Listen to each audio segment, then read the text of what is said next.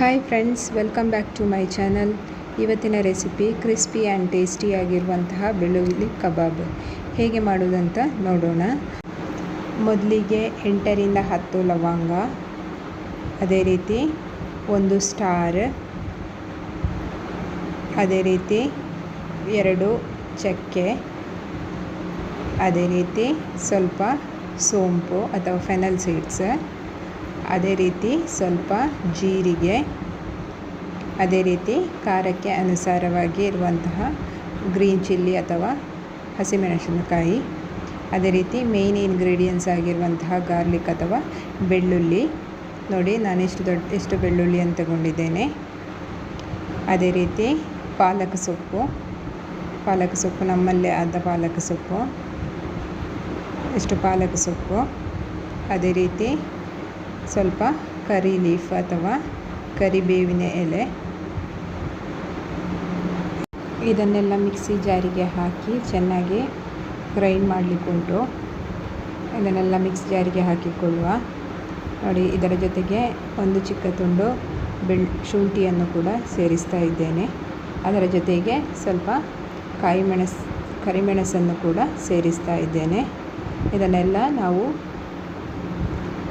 Mixie ಜಾರಿಗೆ ಹಾಕಿ ಚೆನ್ನಾಗಿ ಈ ಥರ ರುಬ್ಬಿ ತರಬೇಕು. ನೆಕ್ಸ್ಟು ಒಂದು ಪಾತ್ರೆ ತಗೊಂಡು ಅದಕ್ಕೆ ಸ್ವಲ್ಪ ಕಾರ್ನ್ಫ್ಲವರನ್ನು ಹಾಕಿ ಜೋಳದ ಹುಡಿಯನ್ನು ಹಾಕಬೇಕು. ಅದೇ ರೀತಿ ನಾವು ರುಬ್ಬಿ ತಂದಿರುವಂತಹ ಪೇಸ್ಟನ್ನು ಕೂಡ ಹಾಕಬೇಕು. ಅದರ ಜೊತೆಗೆ ಎಲ್ಲ ಪೇಸ್ಟ್ ಹಾಕಿದ ನಂತರ ಒಂದು ಮೊಟ್ಟೆಯನ್ನು ಹೊಡೆದು ಹಾಕಿ ಇದು ಮಿಕ್ಸ್ ಮಾಡಲಿಕ್ಕುಂಟು. ಈ ಮೊಟ್ಟೆ ಹಾಕಿದ ನಂತರ ಇದನ್ನು ಚೆನ್ನಾಗಿ ಮಿಕ್ಸ್ ಮಾಡಿಕೊಳ್ಳಿ. ಈ ಥರ ಚೆನ್ನಾಗಿ ಮಿಕ್ಸ್ ಆಗಬೇಕು. ಅದೇ ರೀತಿ ರುಚಿಗೆ ತಕ್ಕಷ್ಟು ಸ್ವಲ್ಪ ಉಪ್ಪು ಹಾಕಿಕೊಳ್ಳಿ. ಉಪ್ಪು ಹಾಕಿದ ನಂತರ ಸ್ವಲ್ಪ ಮೊಸರನ್ನು ಸೇರಿಸಿಕೊಳ್ಳಿ. ನಾನಿಲ್ಲಿ 1-2-3 ಟೇಬಲ್ ಸ್ಪೂನ್ನಷ್ಟು ಮೊಸರು ಸೇರಿಸ್ಕೊಳ್ತಾ ಇದ್ದೇನೆ. ಇದೆಲ್ಲ ಸೇರಿಸಿದ ನಂತರ ಇದನ್ನು ಚೆನ್ನಾಗಿ ಮಿಕ್ಸ್ ಮಾಡಿಕೊಳ್ಳಿ. ಚೆನ್ನಾಗಿ ಮಿಕ್ಸ್ ಮಾಡಿದ ನಂತರ ನಾವು ಕ್ಲೀನ್ ಮಾಡಿಟ್ಟಿರುವಂತಹ ಚಿಕನನ್ನು ಸೇರಿಸಿಕೊಳ್ಳಿ. ಎಲ್ಲ ಚಿಕನನ್ನು ಹಾಕಿಕೊಳ್ಳಿ. ನೋಡಿ, ಈ ರೀತಿ ಎಲ್ಲ ಚಿಕನನ್ನು ಹಾಕ್ಕೊಳ್ಬೇಕು. ಈ ರೀತಿ ಎಲ್ಲ ಹಾಕಿದ ನಂತರ ಇದನ್ನು ಚೆನ್ನಾಗಿ ಮಿಕ್ಸ್ ಮಾಡಿಕೊಳ್ಬೇಕು. ಈ ರೀತಿ ಚೆನ್ನಾಗಿ ಮಿಕ್ಸ್ ಆಗಬೇಕು. ನೋಡಿ, ಈ ರೀತಿ ಮಿಕ್ಸ್ ಆಗಿರಬೇಕು. ನೆಕ್ಸ್ಟ್ ಇದನ್ನು ನಾವು ಮುಚ್ಚಿಟ್ಟು 1 ಗಂಟೆ ರೆಸ್ಟಿಗೆ ಇಡುವ.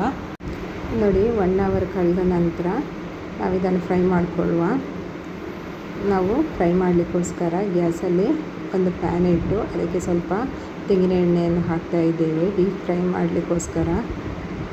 ನೋಡಿ, ತೆಂಗಿನ ಎಣ್ಣೆ ಬಿಸಿ ಆದಾಗ ನಾವು ಮಿಕ್ಸ್ ಮಾಡಿಟ್ಟಿರುವಂತಹ ಚಿಕನನ್ನು ಒಂದೊಂದಾಗಿ ಸೇರಿಸಿಕೊಳ್ಳುವ. ಈ ರೀತಿ ಒಂದೊಂದಾಗಿ ಸೇರಿಸಿಕೊಳ್ಳಿ. ಎಲ್ಲ ಒಮ್ಮೆಲೆ ಹಾಕ್ಲಿಕ್ಕೆ ಹೋಗಬೇಡಿ, ಕೈಗೆ ಎಣ್ಣೆ ರಟ್ಟುತ್ತದೆ. ಸೊ ಈ ಥರ ಒಂದೊಂದನ್ನೇ ಹಾಕಿ ಹೀಗೆ ಫ್ಲಿಪ್ ಮಾಡ್ತಾ ಇರಿ. ಚೆನ್ನಾಗಿ ಫ್ರೈ ಆಗಬೇಕು. ನೋಡಿ, ಈ ಥರ ಫ್ರೈ ಆಗಿದೆ. ಈ ಥರ ಆದರೆ ಸಾಕು. ನೋಡಿ ಫ್ರೆಂಡ್ಸ್, ಇದು ಸ್ವಲ್ಪ ದೊಡ್ಡ ಪೀಸ್ ಆದ ಕಾರಣ ಇದನ್ನು ಸ್ವಲ್ಪ ಹೊತ್ತು ಜಾಸ್ತಿ ಫ್ರೈ ಮಾಡಿಕೊಳ್ಳುವ. ನೋಡಿ, ಇದೀಗ ಫ್ರೈ ಆಗಿದೆ. ಈ ರೀತಿ ಫ್ರೈ ಆದರೆ ಸಾಕು. ಇದನ್ನು ನಾವು ತೆಗೆದಿಟ್ಟುಕೊಳ್ಳುವ. ನೋಡಿ, ಇದೇ ರೀತಿ ಬಾಕಿ ಇರುವ ಪೀಸಸನ್ನು ಕೂಡ ಎಣ್ಣೆಗೆ ಬಿಡುವ. ಇದು ಕೂಡ ಹಾಗೆ ಒಳ್ಳೆ ಕ್ರಿಸ್ಪಿಯಾಗಿ ಫ್ರೈ ಆಗಬೇಕು. ಈ ಥರ ಒಂದೊಂದನ್ನೇ ಹಾಕಿ ಫ್ರೈ ಮಾಡಿಕೊಳ್ಳಿ. ಇದೇ ರೀತಿ ಎಲ್ಲ ಪೀಸಸನ್ನು ಕೂಡ ಫ್ರೈ ಮಾಡಿಕೊಳ್ಳಿ. ನೋಡಿ, ಇಲ್ಲಿ ಬೆಳ್ಳುಳ್ಳಿ ಕಬಾಬ್ ರೆಡಿಯಾಗಿದೆ. ಟೇಸ್ಟಿಯಾಗಿರುವಂತಹ ಬೆಳ್ಳುಳ್ಳಿ ಕಬಾಬ್. ಈ ರೆಸಿಪಿ ಇಷ್ಟ ಆದರೆ ಲೈಕ್ ಮಾಡಿ, ಶೇರ್ ಮಾಡಿ, ಸಬ್ಸ್ಕ್ರೈಬ್ ಮಾಡಿ. Thank you.